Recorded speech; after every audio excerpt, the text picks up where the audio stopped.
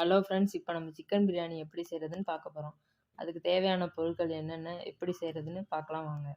முதல்ல வெட்டி வச்சுருக்க சிக்கனை நல்லா அலசி எடுத்துக்கலாம். 2 பல்லாரியை நீல வாக்கில் வெட்டி வச்சுக்கலாம்.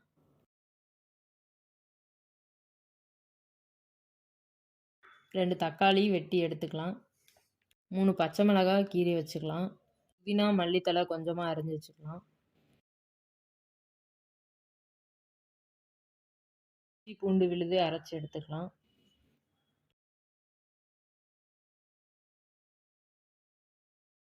ஒரு ஸ்பூன் மிளகாத்தூள், 1 ஸ்பூன் கரம் மசாலா தூள், 1 ஸ்பூன் தனியாத்தூள் சேர்த்து நல்லா பிசைஞ்சு வச்சுக்கலாம்.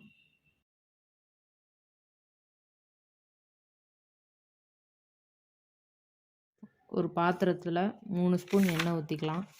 கொஞ்சமாக பெருஞ்சீரகம், பட்டை, லவங்கம், பிரியாணி இலை, கடல் பாசி, கிராம்பு எல்லாத்தையும் போட்டு நல்லா பொரிய விட்டுக்கலாம். கீரி வச்சுருக்க பச்சை மிளகா சேர்த்து நல்லா வதக்கிக்கலாம். வெட்டி வச்ச வெங்காயத்தை சேர்த்துக்கலாம். வெங்காயம் நல்லா வதங்கினதுக்கப்புறம் தக்காளி சேர்த்து நல்லா வதக்கிக்கலாம்.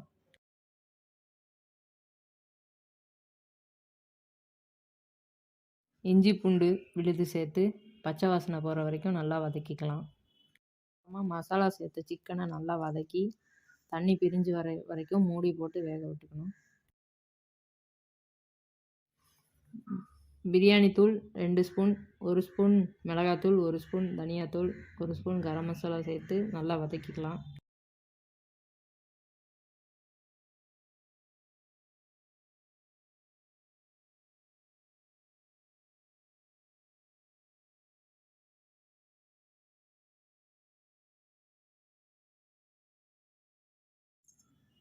கால் கப் தயிர், புதினா மல்லி இலை சேர்த்து வதக்கிக்கலாம்.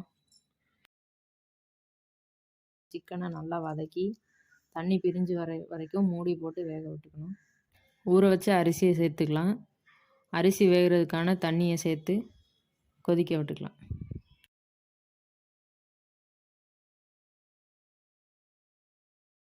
அரிசி பாதி வேகவும் அடுப்பு தீயை குறைச்சி வச்சு மூடி போட்டு வேக விட்டுக்கலாம். அரிசி நல்லா வெந்து வரவும் 2 ஸ்பூன் நெய் ஊற்றி 10 முந்திரி பருப்பு சேர்த்து பொன்னிறமாக வரவும் பிரியாணியில் போட்டு தாளிச்சுக்கலாம். சுவையான சிக்கன் பிரியாணி ரெடி. வாங்க சாப்பிட்லாம்.